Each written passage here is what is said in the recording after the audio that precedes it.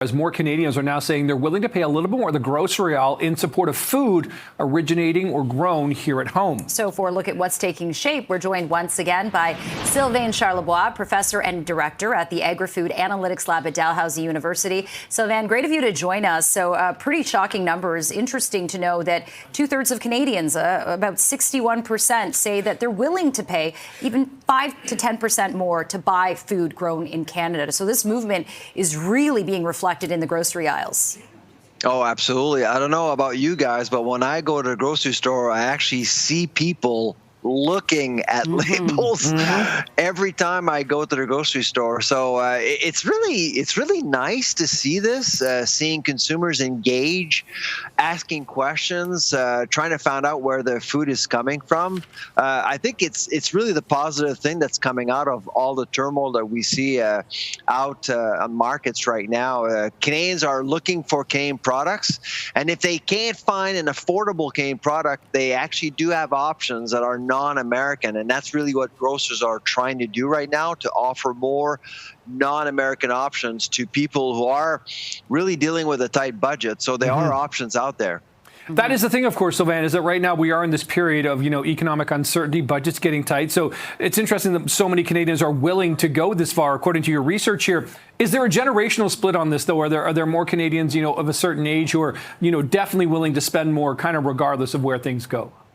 Yeah, absolutely. So boomers are all in, are all in with buying Canadian for sure, compared to the younger generations, probably for two reasons. One, I think these threats coming out of Washington affected boomers quite a bit. And two, of course, most boomers will earn more than Gen Zs, for example. The younger generations, and all of them are actually starting their career, so they're not earning as much. And unfortunately, not all Canadian goods are cheaper or affordable. So that's probably why boomers are really just investing, buying more Canadian products.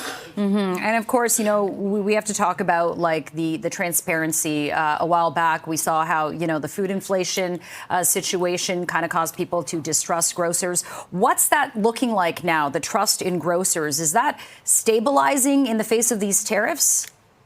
The trust factor, I think people are trusting grocers a little bit more than, say, a year ago.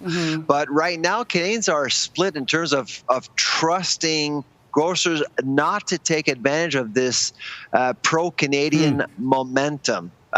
So it's basically 50-50 right now. And if I were a grocer, I'd be concerned about that. So we got to be careful. So basic Canadians are saying, you know what, grocers, great, you're offering us some great Canadian products, but we're watching you. And it's interesting because they're probably watching numbers like yours come up, Professor, taking a look at these studies. Can the grocery chains, I'm thinking of the major grocery chains in this country, change what they put in their aisles fast enough to reflect the sort of trends and mindset of Canadian shoppers right now? It's happening so fast, fast. Really, every time you go to a grocery store now, it feels like Canada Day. Every day. Yeah. And so you got maple leaves everywhere. And frankly, it's been confusing for both consumers and grocers. And a lot of people have actually filed complaints. 57 complaints have been filed to the CFIA in recent weeks. So people are looking, asking questions. And if there's something that they don't like, or they're doubting that there's probably some maple washing going on, they'll be filing a complaint. Oh, yeah. Yeah, okay. And Sylvain, we can't ignore the fact that there are talks that we might be headed to a global recession with these tariffs, with the Asian markets down, China retaliating. So if we do head into a recession, things are getting more expensive. How long can we really sustain this buy Canadian momentum? Do you have a sense of how long Canadians are willing to pay more before they just say, hey, I'm going to buy whatever's cheaper right now?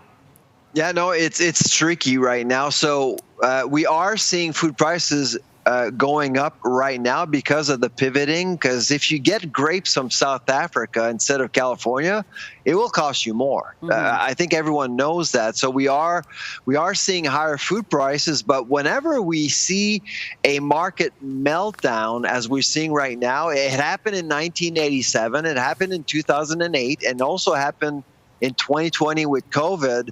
Every time food inflation dropped. So that could actually help people on a tight budget. So it's going to be tricky over the next little while. So it's a wait-and-see situation, I guess. Well, it's interesting to see the numbers you've revealed from this study. Professor Sylvain Charlebois from the Agri-Food Analytics Lab at Dalhousie. Always appreciate the time. Thanks for being here this morning.